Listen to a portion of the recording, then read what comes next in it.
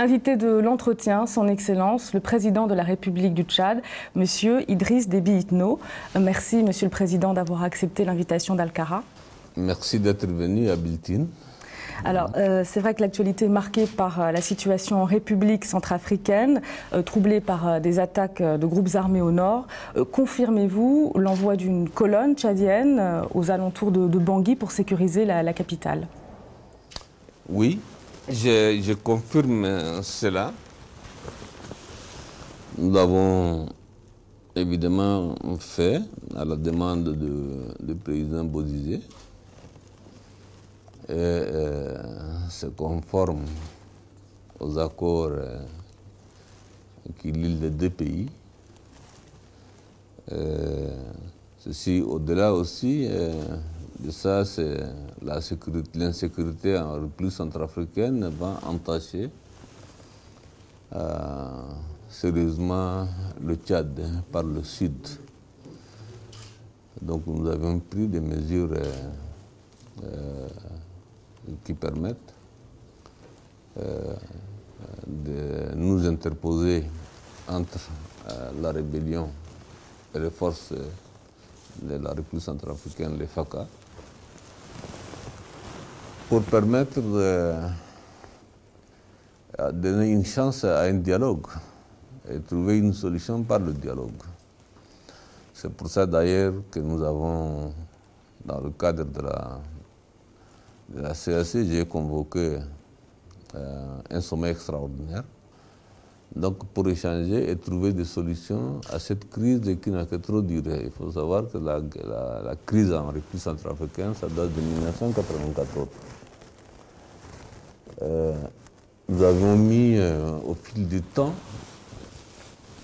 des unités de l'Afrique centrale pour sécuriser la capitale Bangui.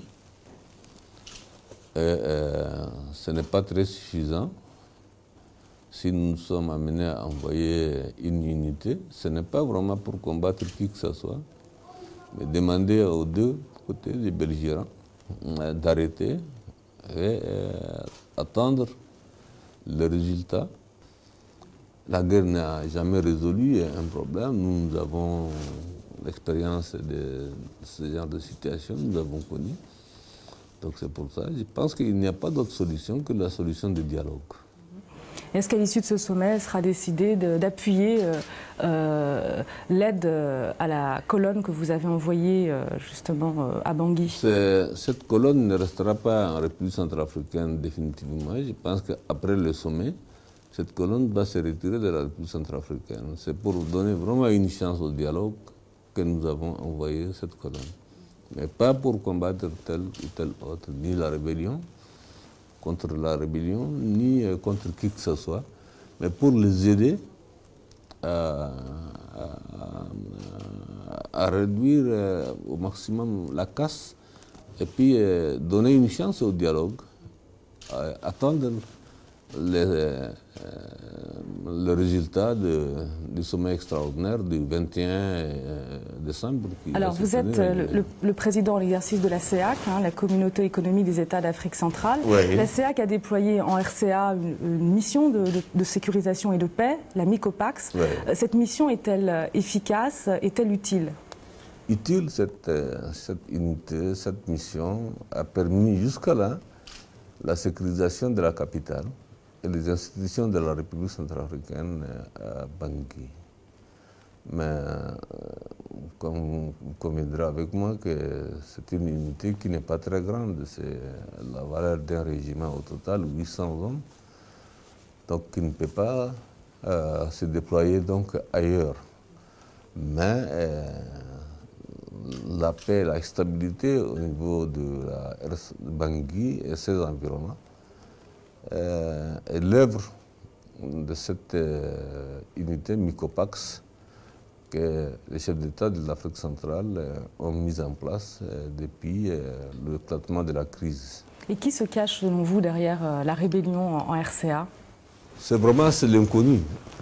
Moi je ne sais pas qui est derrière, mais Je ne connais même pas les chefs de la rébellion actuelle.